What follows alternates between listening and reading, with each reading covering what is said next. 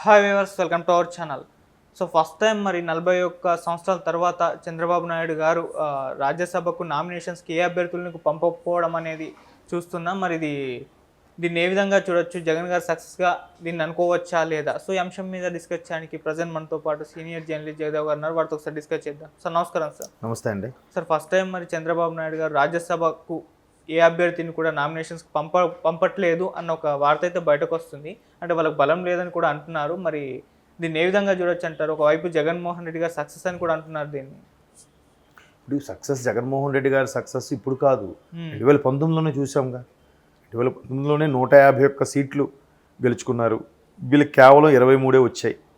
23 కూడా కేవలం ఆయన లక్కీ నెంబర్ 23 కౌంట్ చేస్తే 5 రావాలి అన్నట్టుగా అడ్జస్ట్ చేశారు. కొన్ని లెక్కలు సెట్ చేశారని కూడా కొంత వార్తలు అయితే విన్నాం. మరి అందులో వాస్తవం ఎంతో తెలియదు. సో ఒక రాజ్యసభకు సంబంధించి ఇప్పుడు ఈ ఏప్రిల్లో రాజ్యసభ పదవి కాలం కొన్ని అయిపోతున్నాయి. 6 ఏళ్ళు పదవి కాలంలో 3వ ఎన్నో ఖాళీ అవబోతున్నాయి. అయితే ఈసారికి టీడీపీ నుంచి నామినేటెడ్ రాజ్యసభగా వాళ్ళు సూచించే అభ్యర్థి ఎవరు లేకపోవడం ఇది 2019లోనే గెస్ట్ చేసిందే. కాకపోతే అప్పుడు 23 వచ్చాయి కాబట్టి కనీసం 30 స్థానాల వరకైనా 30 మంది ఎమ్మెల్యేల వరకు ఉంటే ఒక రాజ్యసభ సభ్యుడిగాను, అంటే రాష్ట్రంలో ఉండే నియోజకవర్గాల సంఖ్య అలాగే ఆ పర్టికులర్ పార్టీ గెలుచుకునే సంఖ్య బట్టి 30కి అటు ఇటుగా ఉన్నప్పుడు వాళ్ళు ఇంతమంది ఎమ్మెల్యేలకి ఒక రాజ్యసభ సభ్యుడిగా నియమించడం జరుగుతుంది. ఓవరాల్గా 250 మంది ఉంటారు దేశం మొత్తం 29 రాష్ట్రాలకు కలిపి. అయితే ఇప్పుడు 1983లో 82లో పార్టీ పెట్టి 83లో ప్రభుత్వం స్థాపించిన టీడీపీ అప్పటి నుంచి కూడా చాలా అసలు ఒకానొక టైంలో ప్రధాన ప్రతిపక్షం టీడీపీ ఉండేదంట.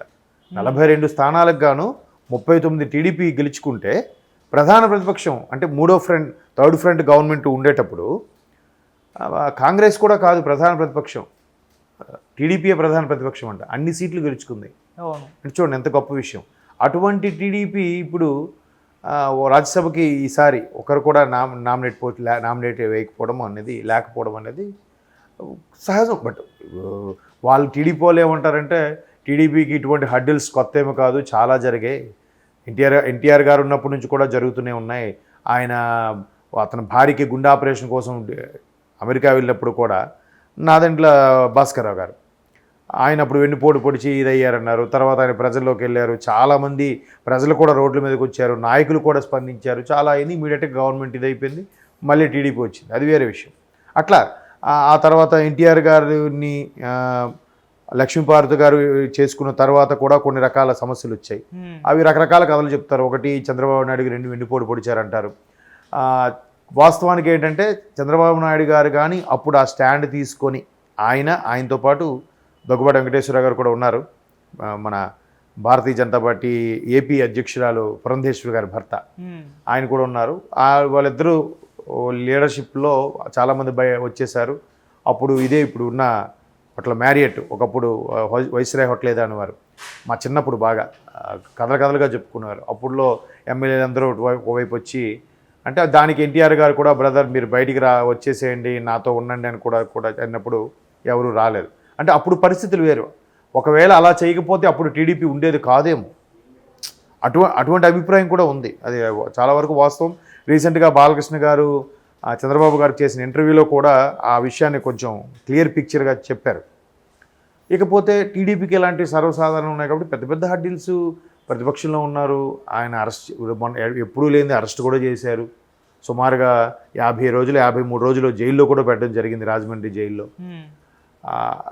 అలాంటప్పుడు ఇవి రాజ్యసభ లేకపోవడం అనేది ఒక విధంగా పరాజయమే. కానీ రాజకీయాలు ఇవన్నీ సహజం కదా. వాళ్ళు టీడీపీ శ్రేణులు ఎలా ఉన్నాయంటే ఇంతకన్నా పెద్ద పెద్ద హడ్డిల్సే చూసాము. టీడీపీ రాజశేఖర రెడ్డి గారి హయాంలో 2 సార్లు ప్రతిపక్షంలోనూ కూర్చున్నాం వరుసగా. దానికంత పోల్చితే పెద్ద ఇదేం కాదు. తర్వాత తెలంగాణ ఉద్యమం పీక్లో ఉన్నప్పుడు కూడా వరంగల్లో కరీంనగర్కు చంద్రబాబు నాయుడు గారు కాన్వాయ్ వెళ్తే కాన్వాయ్ మీద తెలంగాణ ఉద్యమకారులు రాళ్ళు రువ్వి వెంబడించడం కూడా జరిగింది. మీరు ఒకసారి తెలంగాణ ఉద్యమం అన్ని తీసి చూస్తే సో చాలా అవమానాలు. తర్వాత అసెంబ్లీ సాక్షిగా తన భార్యని అవమానపరిచారని ఆయన ప్రెస్ మీట్లో కూడా వెక్కి ఏడవడం కూడా చూసాం. ఇట్లాంటి పరాభవాలు ఇటువంటివి సమస్యలు అన్నిటితో పోల్చితే ఇది నా దృష్టిలో పెద్ద సమస్య కాదు వాళ్ళకని నా అభిప్రాయం. బట్ ఏదైనా ఇన్నేళ్ళుగా మీరు సుమారుగా 83 అంటే 40 ఏళ్ళ టీడీపీ చరిత్రలో మొదటిసారిగా లేకపోవడం అనేది కొంచెం డిసప్పాయింట్మెంట్. బట్ ఈ ఒక విధంగా ఇది ఒక కసిని పెంచుతుంది కదా. ఎలక్షన్స్ ముందు ఇలాగ జరగడం మనకి అసలు లేకుండా చేశారా ఈసారి మన టీడీపీ సత్తా ఏంటో చూపించాలని కూడా అందరిలో ఒక కసి పెరుగుతుంది. తీసుకునే మోటివ్ బట్టి ఏదైనా లేదు డిసప్పాయింట్ అయ్యి ఇంట్లో కూర్చుంటే ఈలోకి వచ్చి ఎవడో క్యాన్వాస్ చేసిపోతాడో ఆ ఓట్లు వాడికి పడిపోతాయి. అలా కాదు కదా. ఒకవైపు లోకేష్ గారు కూడా శంఖారావు స్టార్ట్ చేశాడు. ఈయన ఒకవైపు ఈయన మీటింగ్లు పెడుతున్నారు. పవన్ కళ్యాణ్ వైపు ఆయన క్యాన్వాసింగ్ చేసుకుంటున్నారు. అన్ని వైపుల నుంచి కూడా పదునైన కత్తిలా తయారు చేస్తున్నారు కదా. సో ఇట్లాంటివి వచ్చినప్పుడు మరికొద్ది కసి పెరుగుతుంది. ఇన్ని అపజయాలు ఇన్ని పరాభవాల తర్వాతే కదా అసలైన విజయం దక్కేది ఎవరికైనా సరే. కాబట్టి అది ఫస్ట్ టైం చరిత్రలో అయినా కానీ వాళ్ళు పెద్దగా సీరియస్గా తీసుకున్నట్లేదు టీడీపీ వాళ్ళు, అంతే కదా. దీని గురించి ఎక్కడ మీరు అడిగారు కానీ న్యూస్లో కూడా ప్రస్తావన కూడా ఎక్కడ లేదు. మేబీ రేపు హడావుడిగా ఉంటుందేమో చూడాలి. ఇవాళ నైట్ హెడ్లైన్స్, ప్రైమ్ టైం హెడ్లైన్స్లో కానీ న్యూస్లో కానీ దీనిపై టీడీపీ ప్రధాన కార్యదర్శి కానీ టీడీపీ అధ్యక్షులు కానీ లేదంటే రాష్ట్ర అధ్యక్షులు కానీ ఎలా స్పందిస్తారో చూద్దాం. దాన్ని బట్టి కూడా మనం మాట్లాడుకోవచ్చు. ప్రస్తుతానికైతే చాలా హడ్డిల్స్, చాలా ప్రాబ్లమ్స్ ఎదుర్కొన్న దాంట్లో ఇది పెద్ద సమస్య కాదు. బట్ ఇంతకుముందు ఎలా ఉండేవంటే 24-25 ఎమ్మెల్యేలు ఉన్నప్పుడు ఇంకొక 4-5 పక్క ఎమ్మెల్యేలని కలుపుకొని ఈ రాజ్యసభకు పోటీ చేయడం ఒక అండర్స్టాండింగ్ ఏదో ఉండేది. ఇప్పుడు అలా లేదుగా. అధికార పక్షం ప్రతిపక్షం అంటే కత్తులు నూరడం ఒకటే తక్కువ, మిగతావన్నీ మాటల రూపంలో జరుగుతూనే ఉన్నాయి.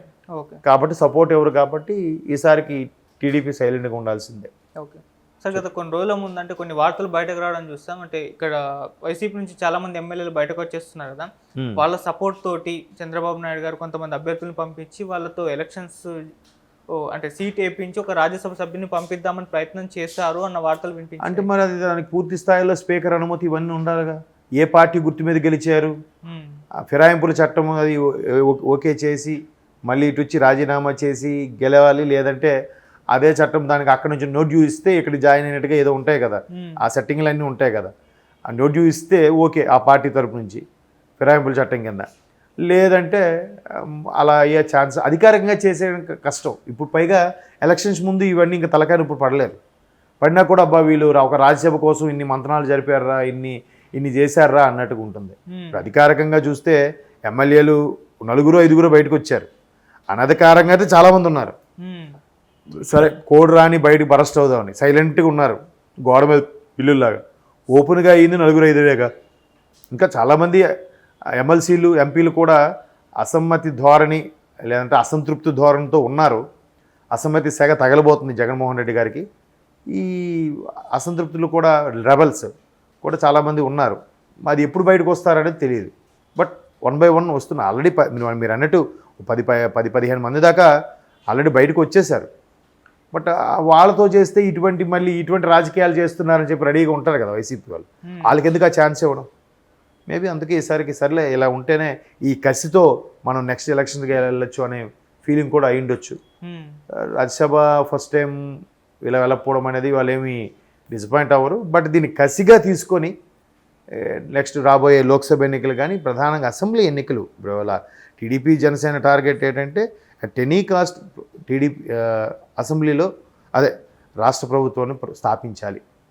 రాష్ట్రం ఇప్పటికే అధోగతి పాలలో ఉంది, 10 ఏళ్ళు వెనక్కి వెళ్ళిపోయిందనే ఉద్దేశంలో ఉన్నారు. కాబట్టి ఎవరైనా విమర్శలు చేసినా కూడా కలిసికట్టుగా పోటీ చేసే ప్రయత్నమే చేస్తున్నారు టీడీపీ జనసేన. ఓకే, అది thank you so much sir.